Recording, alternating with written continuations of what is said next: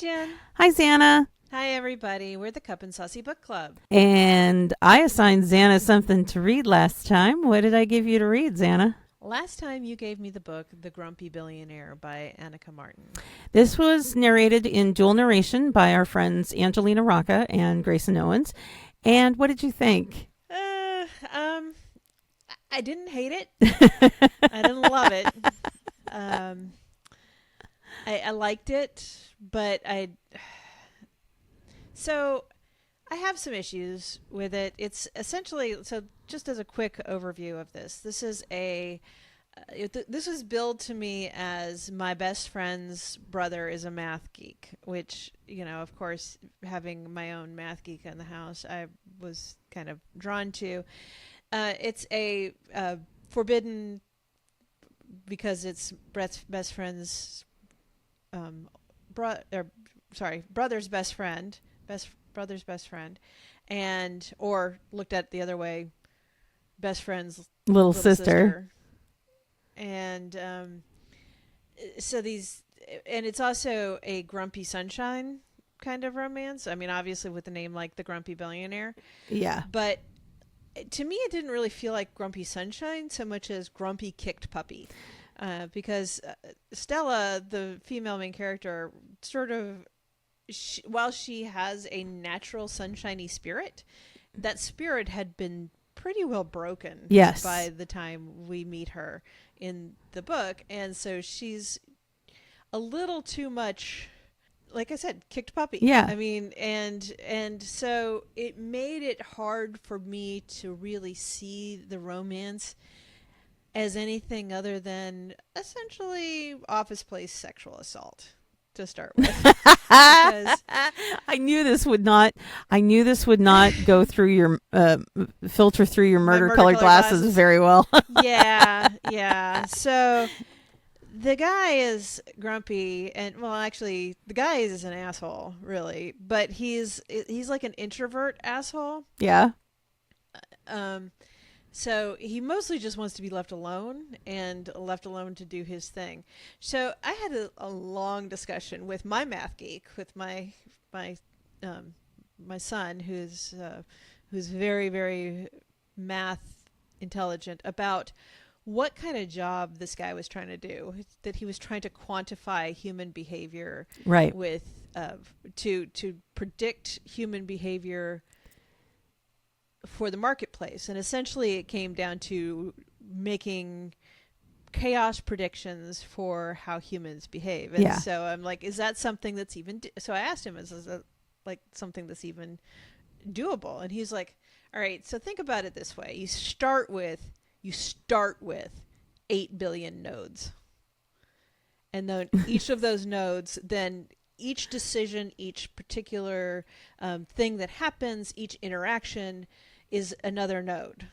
Yeah. And so it's like, so he said, does this guy have a supercomputer? I'm like, he has a whiteboard. And he's like, yeah, no. Okay. So what ends up happening to me then is that this billionaire is the type of billionaire that I really hate, which is he's a well-paid rich person. So his job is being a well-paid rich person. Yes, there's a job. Yes, there are people who do predictive models. Yes. And they're somewhat effective. But to do the level of predictive modeling that he was thinking he could try to do.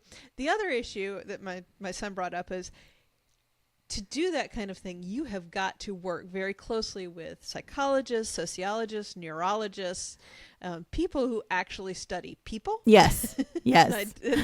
and so since he is so people averse, that doesn't happen. He does it kind of in a bubble. But it sort of struck me as the kind of thing, like I've seen this in memes before, like the 50 Shades of Grey effect. It's like if Christian Grey, is that his name?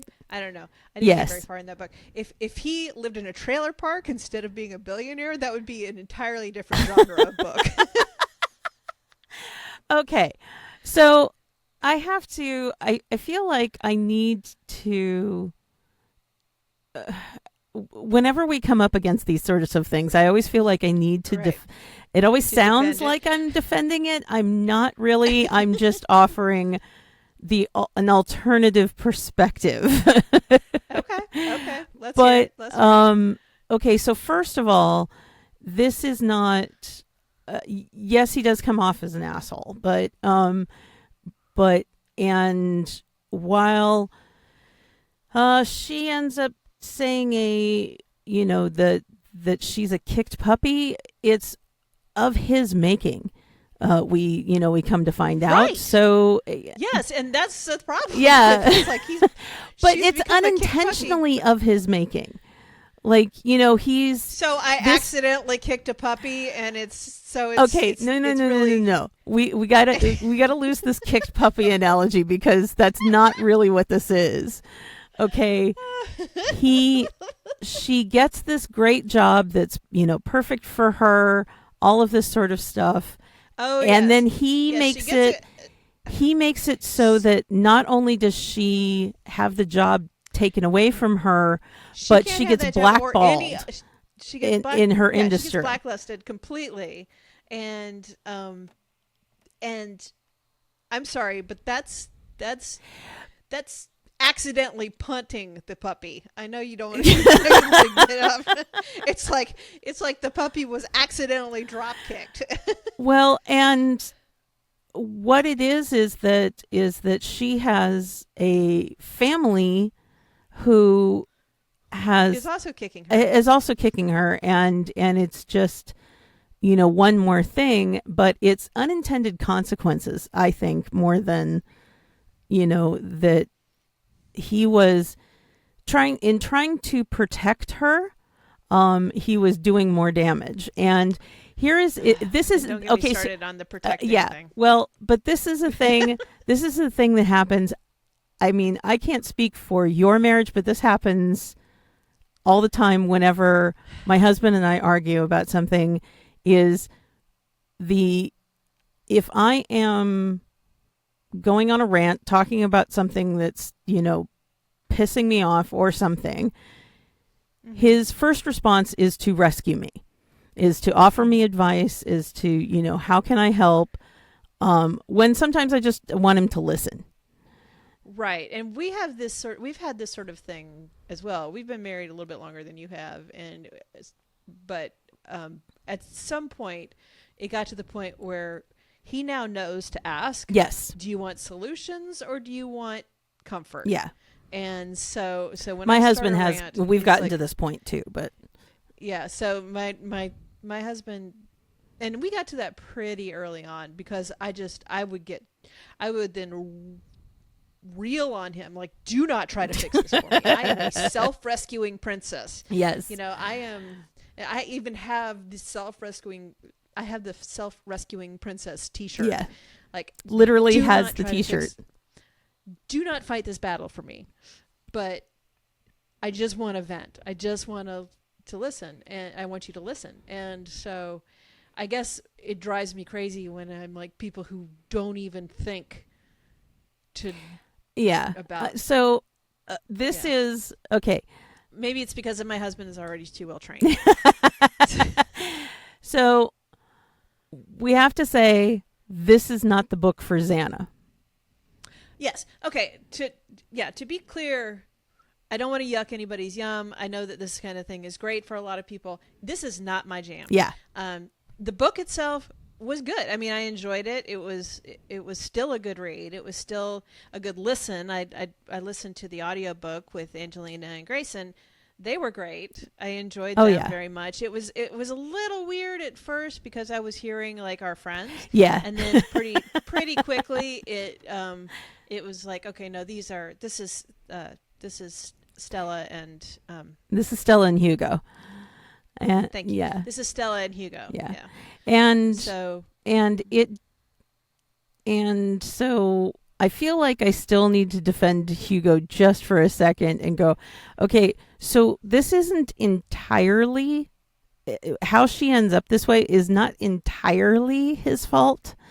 No, it's also her family's fault. Yes, it's also her family's fault. So you know. And it's a little bit her own fault for going after Hugo Lights, as she calls Yeah. him. You know, so she like is just When you have drawn to people who are like Hugo. when you have a mad teenage crush on someone, and then Right. ever after you start dating the guys who are similar, Right. but not exactly the same as the person And you then crushed on. she recognizes that she's got this pattern, and she tries to Right. date golden retrievers, and she just can't stand it. Yeah. It drives her Yeah. crazy. They She's bore her like, to tears. That's not for me. They bore her. So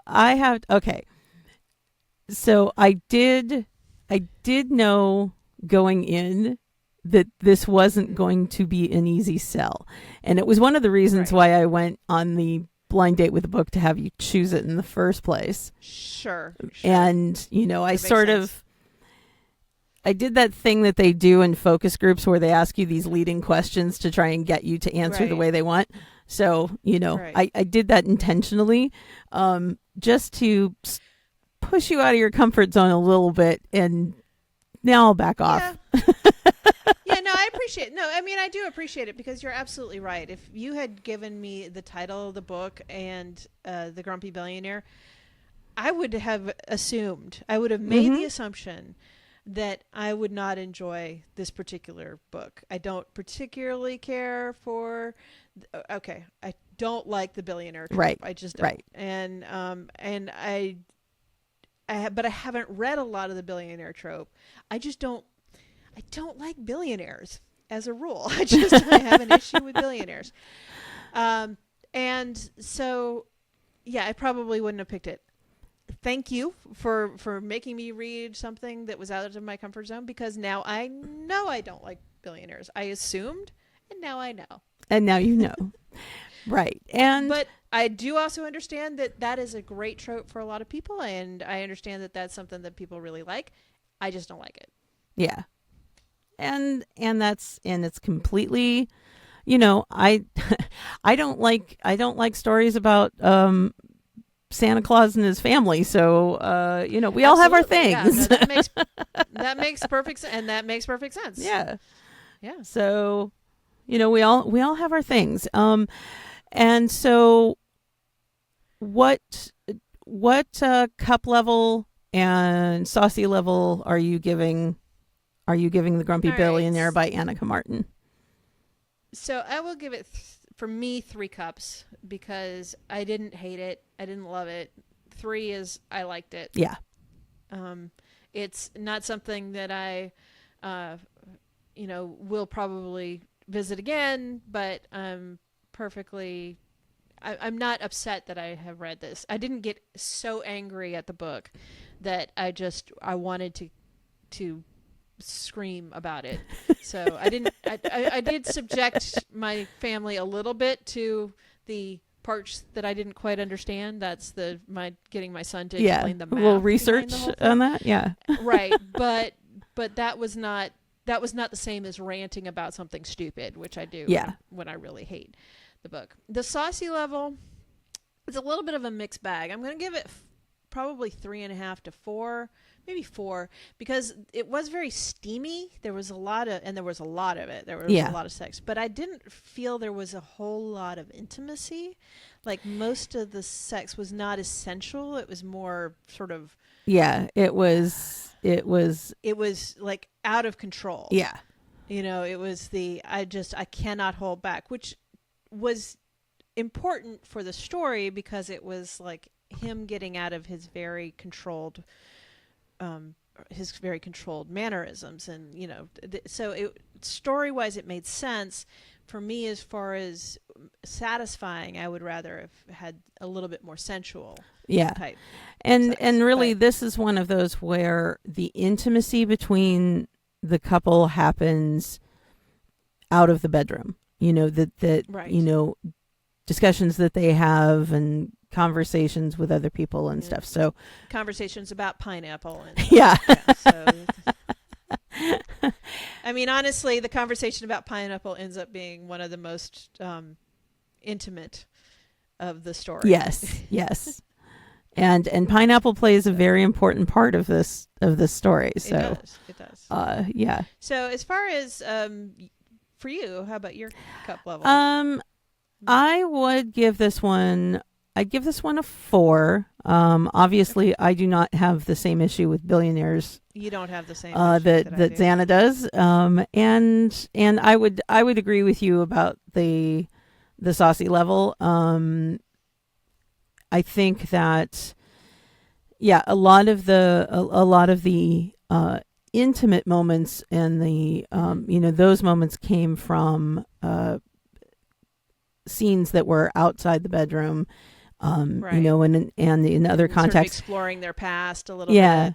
But I do have to say one more thing about the MMC of this book is that he is the perfect gift giver, and oh my God, this person does not exist. Yeah, he is. So the premise basically is that he has studied people to try to. I mean, it's hard to tell whether he's supposed to be coded as autistic or if he's coded as as psychopath. Because he has to study people's emotions to be able to fit in and to mimic emotions. I would say that because I thought that as well at the beginning, and then I was like, well, he's on the spectrum somewhere, right? And I actually, by the end of the book, I didn't think so. I thought I thought didn't really think that he was. It's but like he needs therapy. To me, certainly, he definitely needs therapy. But most people could benefit from having somebody to talk to. But it's not just that. It's like because he's got his own to study other people to understand how to produce human emotions. Made me think psychopath. So well, he has his own family issues, so that get explored a little bit, not as much as Stella's family, but he has his own family issues, and so that colors his interactions with other people outside of his family. Right. So true. It colors his interactions with Stella's family, with his all of it. So, but by the end of it, I don't think he's autistic at all. No, I don't think he is either. I'm still on the fence about psychopath.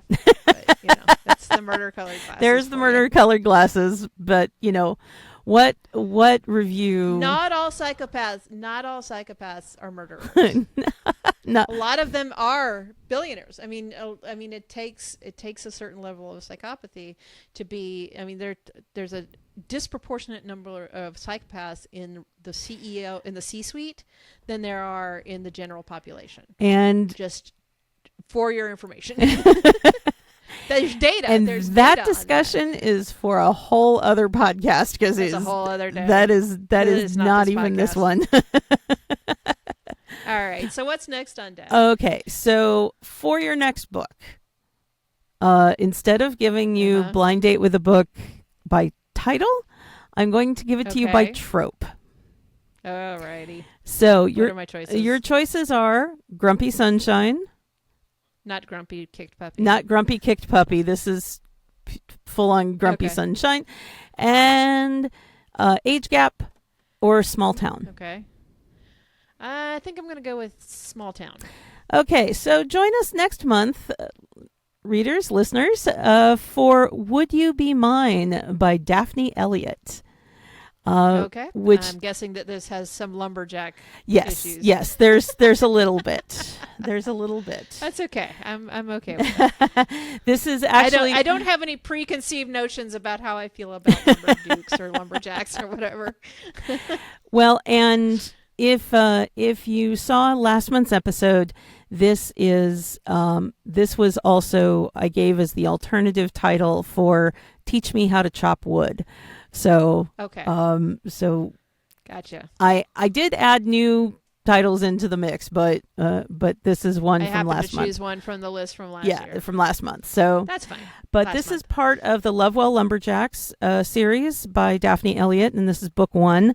And these are all standalones in an interconnected universe. So this is not.